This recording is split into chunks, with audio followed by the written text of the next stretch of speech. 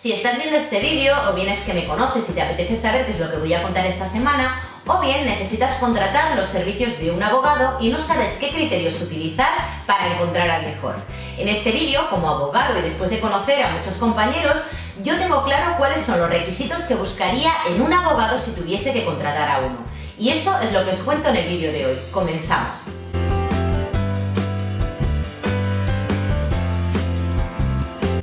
Lo primero que me gustaría transmitiros es que dentro de esta profesión hay buenos y malos, como en todas las demás.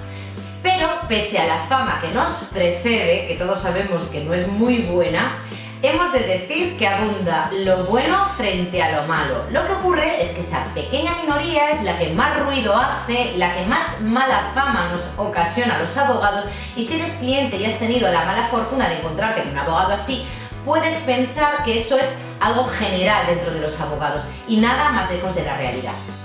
Si estás buscando un abogado, yo te recomendaría que huyeras de determinado tipo de profesionales que, aunque es la minoría, te lo puedes encontrar. Y me refiero a aquellos que dicen: este pleito está ganado, cuando prácticamente no han visto o no han estudiado el asunto. Mucho cuidado con ese tipo de profesionales, porque siempre tienes que tener en cuenta que del otro lado también hay un abogado dispuesto a ganar ese pleito, y mucho menos si no ha estudiado previamente la causa.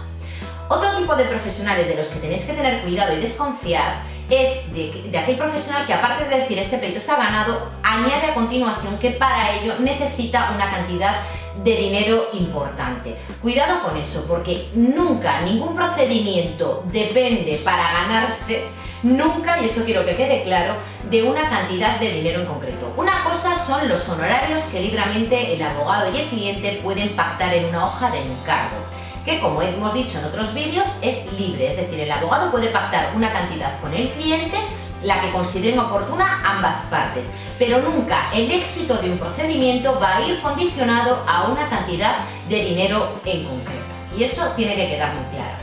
Y luego, otra de las cuestiones que me gustaría destacar y que tengáis en cuenta si algún día vais a contratar un abogado es la fama que tiene entre sus compañeros. Si tiene mala fama entre sus compañeros, cuidado, porque a lo mejor no es un abogado del todo legal. ¿Y a qué me refiero? Pues si las prácticas que utiliza entre sus compañeros son cuestionables y son compañeros con los que está trabajando día a día en el juzgado, mucho más cuidado tendréis que tener vosotros los clientes, porque lógicamente una vez que finalice el asunto no os vais a volver a encontrar con él. Entonces, cuidado con ese tipo de profesionales que, como os digo, son pocos, pero los hay.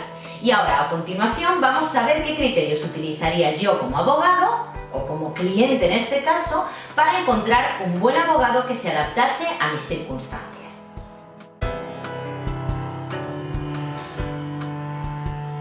Y dicho esto, necesito encontrar un abogado y ni siquiera sé cómo empezar a buscar uno que se adapte a mis circunstancias.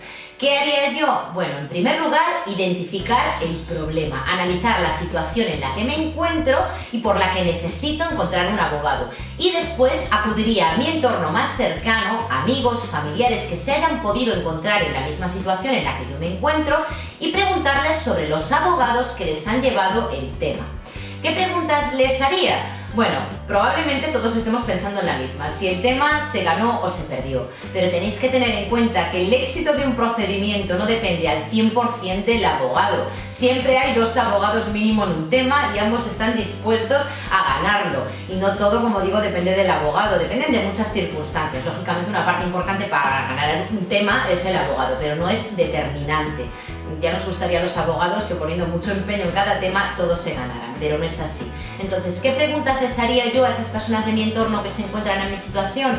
Pues si han estado informados a lo largo de todo el procedimiento, si han pactado un presupuesto al principio, cuáles fueron los honorarios del abogado y, sobre todo, la confianza que les inspira ese abogado. Porque al fin y al cabo la relación entre un abogado y un cliente va a ser fructífera si existe confianza.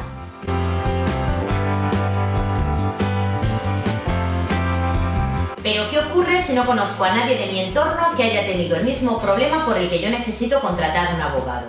Bueno, en ese caso mi consejo es que concertéis citas con diferentes abogados de vuestra zona y una vez que acudáis a esta cita hagáis las siguientes preguntas. Lógicamente preguntar por el tema en cuestión y llevar alguna información para que el abogado tenga maniobra de respuesta, ¿no? Aunque tener en cuenta que en esa primera cita muy pocos va a decir el abogado porque previamente va a tener que estudiarse el tema. Pero cuestiones que tenéis que tener en cuenta sobre la forma de trabajar del abogado. ¿Cuáles son sus honorarios? También preguntaría si el presupuesto que me va a ofrecer ese abogado va a ser un presupuesto en el que se van a detallar los servicios que me ofrece y el coste de cada uno de esos servicios. Preguntaría, si yo fuera cliente, si es un presupuesto cerrado o si es un presupuesto que probablemente se pueda ampliar o posiblemente se pueda ampliar, cuál es el coste aproximado del procedimiento.